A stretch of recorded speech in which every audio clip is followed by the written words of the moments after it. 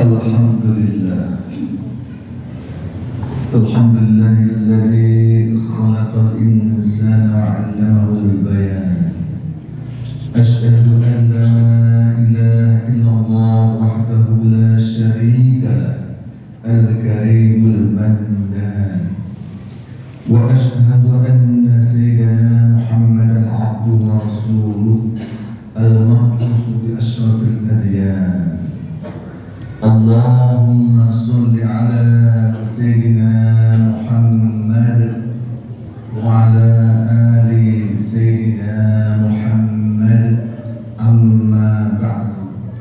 Fa ya ibadallah, usikum wa nafsi bitaqwallah.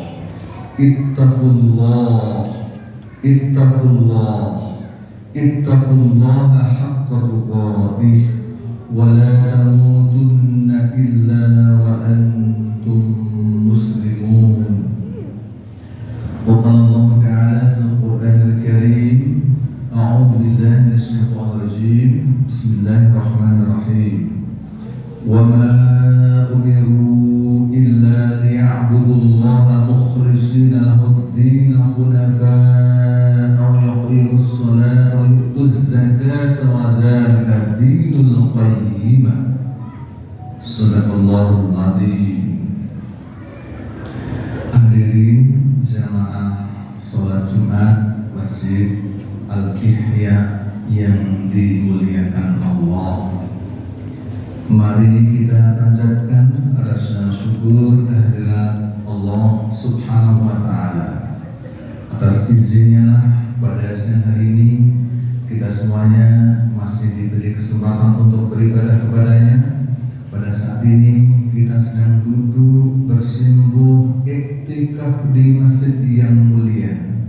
Semoga serangkaian amal ibadah kita, sholat jamaah kita, infak kita, sedekah kita, korban kita, semuanya diterima di sisi Allah Subhanahu wa Ta'ala.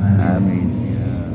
Salawat beserta salam kita sanjungkan kepada junjungan kita baginda Nabi besar Muhammad sallallahu alaihi wasallam, beliaulah yang kita harapkan syafaatnya pada hari kelak kemudian.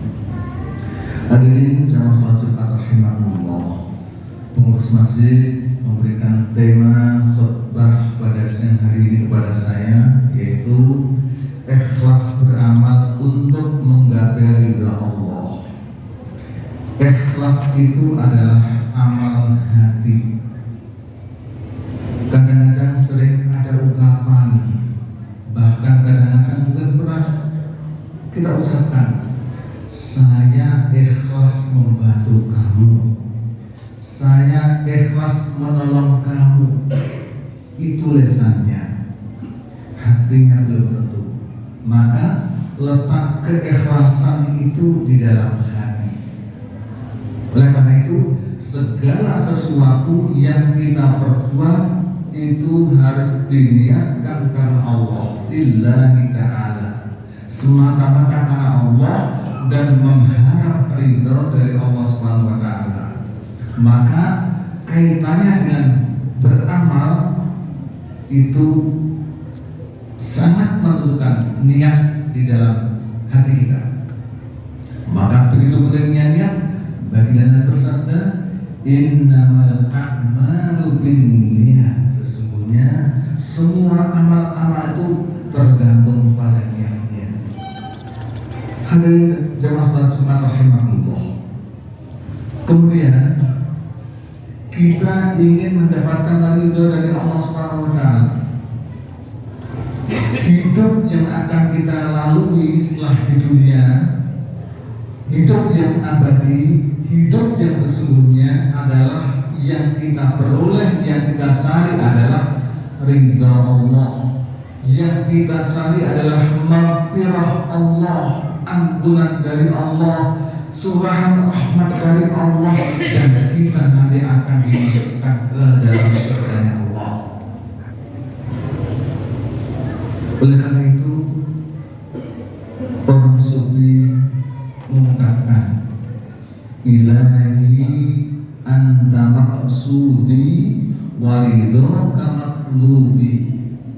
Ilahi, ya Tuhanku, Anta maksudi, Engkau adalah yang aku tuju, wa ridhaka matlubi, dan ridhomu yang aku cari.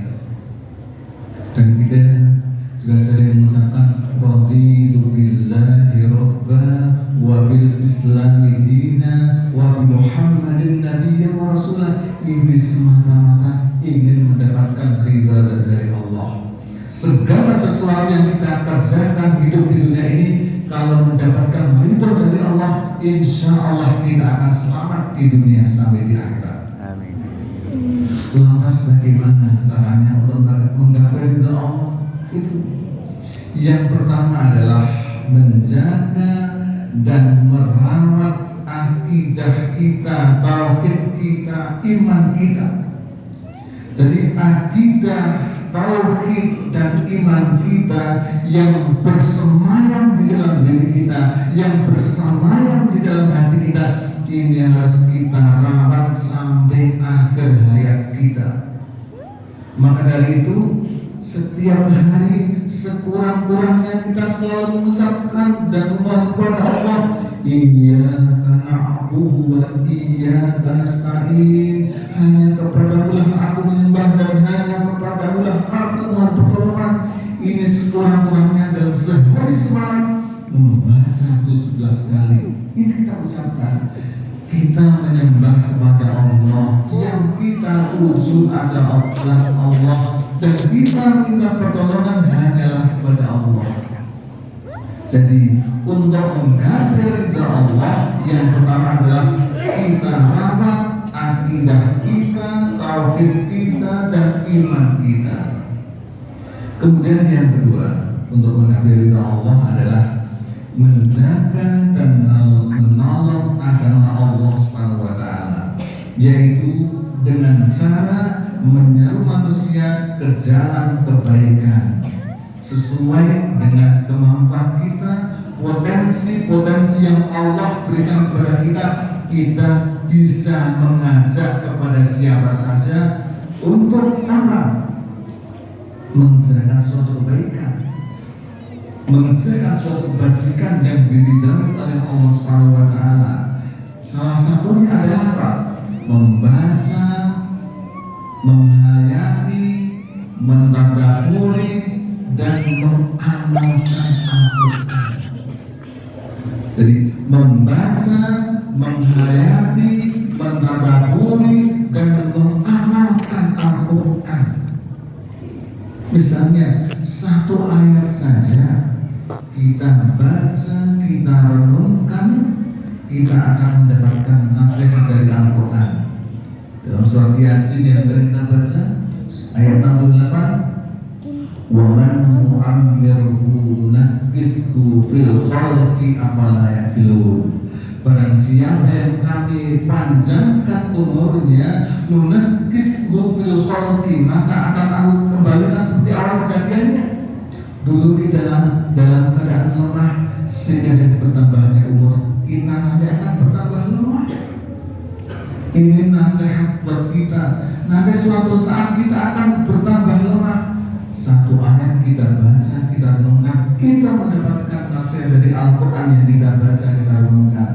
Sebelum lemah fisik kita, maka di saat kuat seperti ini, kita pergunakan untuk beribadah kepada Allah, mencari berkah untuk menggapai ridha Allah SWT.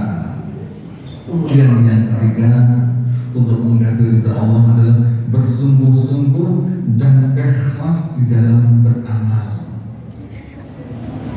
Bersungguh-sungguh dan ikhlas di dalam beramal.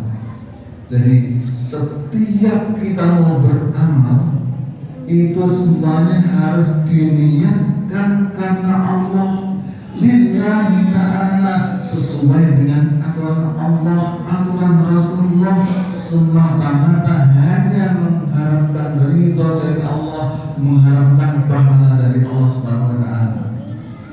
Sebab kita beramal kok ada unsur riya, harapannya batal. Infak, sedekah misalnya, kita ada unsurnya batal. Allah memerintahkan kepada kita, ya ayyuhalladzina amanu la tubtilu shadaqatikum bil manni wal adha. Wahai orang-orang yang beriman, jangan membatalkan sedekah kamu bil manni wal adha, dengan menyebut-nyebut dan menyakiti. Dan berikutnya ria'an nas, ada unsur pamer riya, bukan karena Allah tapi ada unsur riya, pamer tidak akan sampai. Oleh karena itu, ketika kita beramal harus ikhlas semata-mata mengharap ridha dari Allah Subhanahu wa taala. Maka Allah menyatakan, "Wa ma umiru illa liya'budullaha mukhlishina lahu-d-din hunafa'a wa yuqimus salata wa yu'tuz zakata wa dzalika dinul qayyimah." Badan mereka hanya diperintah menyembah Allah dengan ikhlas mentaatinya, semata-mata menjalankan agama, dan juga agar mereka melaksanakan sholat, zakat, dan yang demikian itu agama yang lurus. Sholat, zakat, infak, ikhlas karena Allah Subhanahu wa taala. Ini yang ketiga. Yang terakhir, yang keempat, untuk menggapai ridha Allah adalah mengendalikan hawa nafsu. Ada dua dorongan hawa nafsu, nafsu yang buruk dan nafsu yang baik. Jika ingin mendapatkan ridha dari Allah Subhanahu wa taala, maka harus mampu mengendalikan hawa nafsu yang buruk. Sejak kita lahir sampai dengan akhir hayat kita nanti, itu selalu digoda oleh nafsu. Oleh karena itu, nafsu yang buruk, nafsu yang mengajak kepada jurang kesesatan harus kita jauh, kita tinggalkan.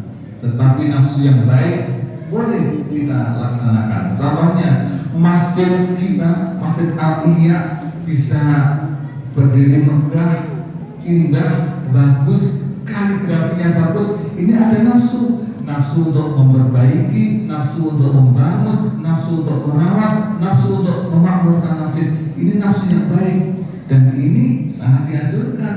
Dunia jadi maju karena ada nafsu. Nafsu ingin membangun dunia. Hadirin jamaah sholat Jumat rahimahullah, demikian khutbah singkat kali ini. Mudah-mudahan bermanfaat bagi kita semuanya. Barakallahu li wa lakum fil Qur'anil Karim, wa nafa'ani wa iyyakum bima fihi min ayatin wa dhikril hakim.